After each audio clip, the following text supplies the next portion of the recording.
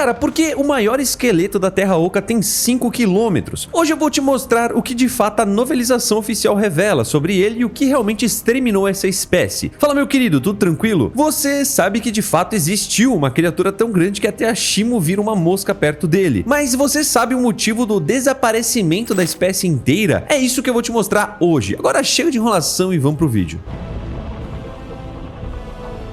Para você entender o nível do problema que estamos lidando aqui, você precisa primeiro visualizar a escala das coisas dentro do Monstroverso. Pensa no Godzilla. Ele tem 120 metros de altura na sua forma atual. O Kong, depois que cresceu na Terra Oca, passou dos 100 metros, né? A Shimo, que é a maior criatura viva que já vimos em combate na tela do cinema, tem 162 metros. Você tem noção do que são 162 metros? É basicamente você empilhar dois estádios de futebol inteiros, um em cima do outro. Quando a Shimo anda, a terra treme, mano, o clima muda e o mundo inteiro entra em alerta. Agora, guarda essa imagem na sua cabeça e me responde uma coisa que provavelmente ninguém te perguntou ainda. Se essas criaturas são as coisas mais assustadoras que o nosso planeta já produziu, por que diabos o esqueleto que serve de ponte na Terra Oca é infinitamente maior do que todos os titãs vivos somados, mano? E não, mano, não é um detalhe visual só do filme de 2024. A novelização oficial do filme, que foi escrita pelo Greg Case e publicada pelo Titan Books, confirma com todas as letras no texto: aquilo é um cadáver. São restos reais de um ser que já foi feito de carne, osso e pura radiação. E a história vai muito além. O livro deixa muito claro que não era um monstro isolado. Aquela carcaça pertencia a uma espécie inteira, uma raça que dominou a Terra num passado tão distante que até mesmo o Scar King, que é um primata milenar que acabou lutando na Primeira Guerra dos Titãs, tratava a existência deles como uma lenda. Você percebe, mano, o peso disso? O Scar King já estava vivo quando o Godzilla original defendeu a superfície. Ele viu o mundo queimar e se reconstruir. E mesmo para um ser tão velho e experiente quanto ele, esses titãs de 5 km já eram vistos como mito. E provavelmente a resposta mais óbvia que a sua mente tenta criar para poder justificar o fim é o combate. Você logo imagina que outra criatura acabou matando esses gigantes. Uma guerra titânica no meio da Terra Oca, um adversário ainda maior, um apocalipse de monstros destruindo uns aos outros. Só que quando você analisa os dados reais e a forma como a Monarca estuda os titãs, os arquivos não apontam pra isso. Na real é bem mais simples do que tudo isso. Eles morreram de fome. E presta atenção, mano, porque eu não tô falando de fome de comida, sabe? Um bicho de 5 km não precisa caçar macacos ou lagartos gigantes pra poder encher o estômago. Eu tô falando de fome de energia, né, mano? De radiação. Pra você absorver completamente o que isso significa, você precisa primeiro lembrar como a anatomia dos titãs funciona nas obras oficiais. Eles não são animais normais, né? Eles são baterias nucleares. O Godzilla dorme no fundo do oceano para conseguir absorver a radiação natural do manto terrestre. A Shimo funciona como um reator do zero absoluto, processando energia para poder congelar a atmosfera. O próprio Kong também precisa de um certo nível de radiação para manter a regeneração dele acelerada e o corpo forte. Cada titã que você conhece é, no fim das contas, um organismo complexo que consome radiação para manter as próprias células vivas e funcionando, né? Agora eu quero que você pare e tente imaginar o consumo de energia de um organismo que tem 5 km de ponta a ponta. Os dados compilados pela Monarca confirmam que todo aquele ecossistema da Terra Oca emite energia radioativa de forma contínua, vindo direto do núcleo do planeta. Foi exatamente essa sopa de radiação que acabou permitindo que a vida evoluísse para esses tamanhos absurdos, né, ao longo de milhões de anos. A energia era grande, né, cara, quase infinita. Só que aqui tá uma grande falha no sistema. A radiação da Terra Oca não é constante. Ela sofreu oscilações gigantescas ao longo da história geológica do nosso planeta. E num passado muito, mas muito remoto, mano, quando esses titãs colossais caminhavam por lá, os níveis de energia no ambiente eram infinitamente mais altos do que são hoje. Só que o planeta foi envelhecendo, o núcleo foi estabilizando, a crosta foi esfriando e os níveis de radiação livre foram caindo drasticamente com o passar das eras. E foi exatamente aí que esses gigantes chegaram num ponto crítico sem volta. O corpo deles ficou simplesmente grande demais para a quantidade de energia que o ambiente conseguia oferecer. E para ilustrar isso, mano, existe um conceito no mundo real chamado de senescência negligencial. Animais como crocodilos e algumas espécies de tartarugas simplesmente não morrem de velhice. Se você der comida infinita e espaço infinito, eles continuam crescendo para sempre. Eles morrem por causa de doenças, ou porque são caçados, ou pelo motivo mais cruel de todos, né? O corpo fica tão massivo que o animal não consegue mais caçar o suficiente para poder sustentar o próprio tamanho. O próprio peso e a necessidade de energia começam a matar o animal de dentro para fora. fora. No caso dos titãs colossais do Monstroverso, aconteceu exatamente esse mesmo processo, só que elevado a uma escala colossal, né? Essa raça cresceu por tanto tempo, absorvendo tanta radiação na Era de Ouro, né, da Terra Oca, que o planeta simplesmente não dava mais conta de suprir a demanda. Eles mesmos acabaram se extinguindo, né? Eles consumiram todo o tipo de alimento que existia no planeta enquanto dava. Agora pausa um pouco para poder raciocinar comigo, porque aqui entra um detalhe escondido nos filmes que eu ainda não vi quase ninguém comentando. Você lembra de onde o Scar King governava? Ele construiu o reino e o império escravagista dele exatamente em cima dos restos mortais desses gigantes. O trono dele ficava posicionado numa região onde as paredes, o teto, as pontes, tudo é feito de costelas fossilizadas de criaturas colossais. A própria base de controle que ele exerce sobre os outros primatas está ancorada nos esqueletos dessa raça esquecida. Muita gente assistiu o filme e interpretou isso apenas como uma decisão de engenharia. O Scar King encontrou uma caverna cheia de ossos gigantes, viu que a estrutura era resistente e pensou em usar como um palácio improvisado, uma arquitetura intimidadora, né, mano? Só que a leitura mais profunda e condizente com a lore mostra um cenário totalmente diferente. Mano, eu tenho convicção de que ele escolheu aquele ponto exato sabendo muito bem o que aquele lugar significava. O Scar King é um ditador e um estrategista. A própria novelização de Um Novo Império deixa claro que ele passou milhares de anos trancado ali, bolando e lapidando o plano de reconquista da superfície. Ele é um personagem que não age por emoção ou por um acaso, né? Cada escolha dele carrega uma lógica de sobrevivência. Então eu vou lá e te pergunto, por que ele escolheu estabelecer o império dele cercado por cadáveres de criaturas que fariam Godzilla parecer um inseto inofensivo? A resposta é que aquele cemitério, né, é na verdade o ponto com a maior concentração de energia de toda a Terra Oca. Funciona assim, cara. Quando um titã morre no Monstroverso, ele não vira apenas um cadáver, né? Ele libera toda a radiação que acumulou na vida inteira de volta para a Terra. Ele funciona como um adubo nuclear poderoso. Aquele local sagrado onde o Godzilla vai se recuperar em Rei dos Monstros é um exemplo perfeito disso. Agora, se um titã normal já enriquece o solo, imagina a quantidade incompreensível de energia que um bicho de 5 km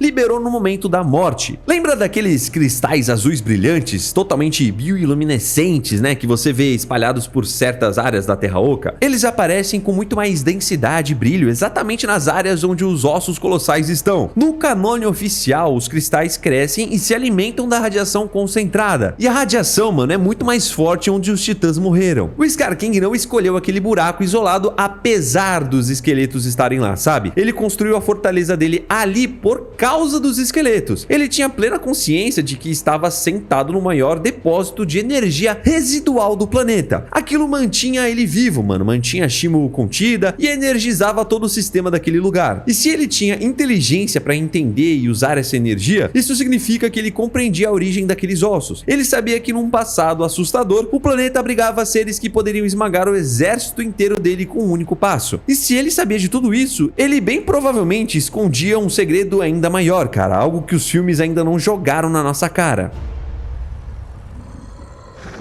Mano, a teoria da inanição por falta de energia explica com muita clareza porque a esmagadora maioria deles virou fóssil. Eles morreram de fome radioativa. Só que existe uma lacuna gigantesca nessa teoria que eu simplesmente não consigo ignorar e provavelmente você também não. A crosta da Terra Oca esfriou, certo? Só que o núcleo interno do planeta Terra ainda queima e ele é radioativo. A radioatividade lá no fundo é imensamente superior a qualquer coisa que existe na superfície da Terra Oca, né, onde o Kong vive. Não é à toa que quando o Kong foi pra Terra Oca, ele acabou crescendo muito mais rápido, né, quando ele tava na superfície. Mano, imagina a cena. Você é um titã colossal, né? Você tá lá fraco, enorme e desesperado por energia. O seu instinto mais primitivo não seria deitar e morrer, né? O seu instinto seria cavar, descer em direção ao calor extremo, o mais perto possível do núcleo derretido, para encontrar um ambiente com maior radiação, né? Uma radiação suficiente para manter o seu corpo monstruoso funcionando. Não para poder andar por aí destruindo tudo, não para poder caçar, mas para manter as células ativas. Talvez entrando em estado de hibernação profunda. E mano, não pense que isso é uma especulação jogada ao vento, tá? O próprio universo da Monarca usa esse mecanismo exato de hibernação profunda para poder justificar como os titãs sobreviveram a eras geológicas inteiras. O Godzilla, ele ficou dormindo lá nos abismos mais profundos do oceano, colado nas fendas radioativas durante séculos, só absorvendo radiação térmica. A Shimo ficou trancada no gelo em animação suspensa durante milênios. O Titanos Methuselah, que tem 250 milhões de anos de idade, gravidade, dorme disfarçado de montanha na superfície. A hibernação profunda em locais de energia extrema é a resposta natural da evolução para salvar a vida de um organismo que não tem mais alimento ao redor. E é aqui que a história cruza uma linha muito tensa. A novelização de Godzilla vs Kong traz um relato da mitologia dos Iwi sobre um ser chamado Zoslahawala. Esse nome bizarro se refere a um membro da mesma espécie do Godzilla, que segundo a lenda daquela tribo, foi um ser que acabou comendo uma estrela. Era um monstro que precisava de tanta energia que acabou absorvendo a radiação cósmica pesada, corrompeu a própria carne e se tornou o inimigo mortal de tudo o que respirava. Grandes analistas e portais de cultura pop já começaram a ligar os pontos, né? Afirmando que esse Zoslahawala é a introdução oficial do Space Godzilla na lore, o grande vilão que tá sendo guardado, né, pro próximo filme. Mas cara, pensa comigo aqui abrindo a sua perspectiva. Mano, e se esse processo insano que fez o Space Godzilla devorar energia estelar for exatamente a mesma dinâmica que mantém um titã colossal de 5 km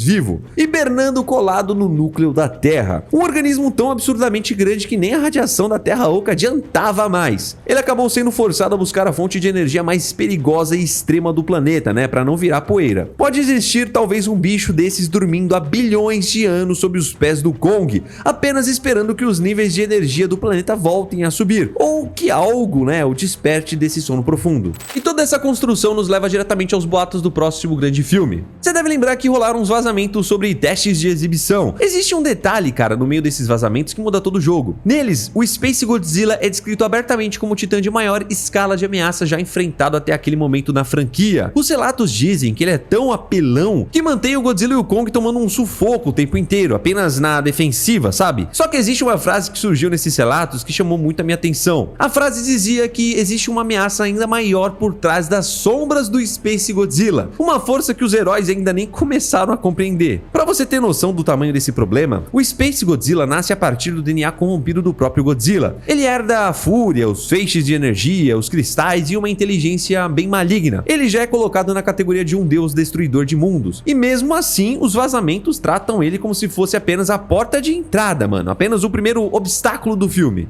Aí eu fico pensando, cara, o que seria maior e mais assustador que um clone cósmico do Rei dos Monstros? A gente ainda não tem prova, né, cara, e ninguém tem o roteiro na mão. Mas se você analisar todo o histórico visual e textual que o Monstroverso plantou nos últimos filmes, a única coisa que habita uma categoria de ameaça completamente inalcançável é a espécie daquele esqueleto de 5 km. A raça que fazia o Godzilla original parecia um filhote de colo. Se o estúdio tá desenhando Supernova como um começo de um arco narrativo épico, cara, que vai fechar a franquia no futuro, mano, trazer uma criatura dessa escala incomensurável de volta à vida pra ser a grande ameaça final faria todo sentido no mundo. O Space Godzilla seria o evento precursor, né, cara, o vilão que drena a energia do planeta e que acaba alterando a temperatura do núcleo e sem querer acaba acordando o verdadeiro chefe final que estava em hibernação profunda lá embaixo. E quando você consegue enxergar esse cenário, você vai entender o trabalho do diretor Adam Wingard. Ele não jogou, cara, uma espinha dorsal de 5 km na tela do cinema só pra servir de uma ponte, né? Só pra ficar bonitinho. Aquilo não foi um recurso pra poder economizar cenário de CGI. Aquilo foi uma semente plantada com o maior cuidado possível, bem na nossa frente, mano. O diretor provavelmente deve ter olhado, cara, e dito assim, mano, sim, criaturas colossais desse tamanho já existiram aqui. E isso acaba funcionando como um cheque em branco gigante pros próximos diretores usarem quando precisarem escalar a tensão da história. No fim das contas, você olha pro Godzilla na superfície, pro Kong na Terra Oca e você entende porque eles são os reis do tempo em que vivem. Eles merecem o título, né, cara? Eles lutaram por isso. Só que aquele esqueleto, ele serve como um lembrete permanente de que o mundo em que eles reinam hoje é infinitamente mais antigo, né, obscuro e mais letal do que qualquer coisa que a gente já tinha visto. A Era dos Titãs que você acompanha nos cinemas e nas séries hoje é apenas o que sobrou de pé, mano, depois que os verdadeiros donos originais do planeta Terra saíram de cena. Eles foram apagados por um inimigo invisível, um problema que nem mesmo um monstro de 5 km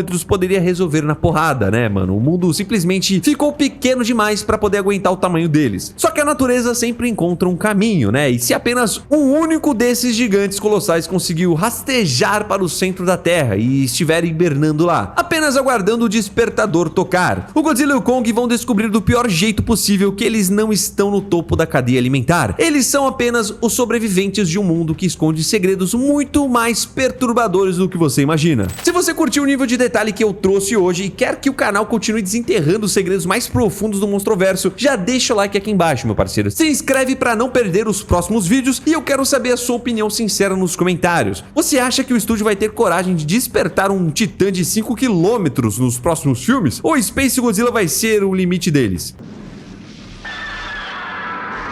Eu vou ler todos os comentários, mano. Eu quero ver esse debate rolando aqui embaixo. Fique com Deus, um abraço a nós. Tchau.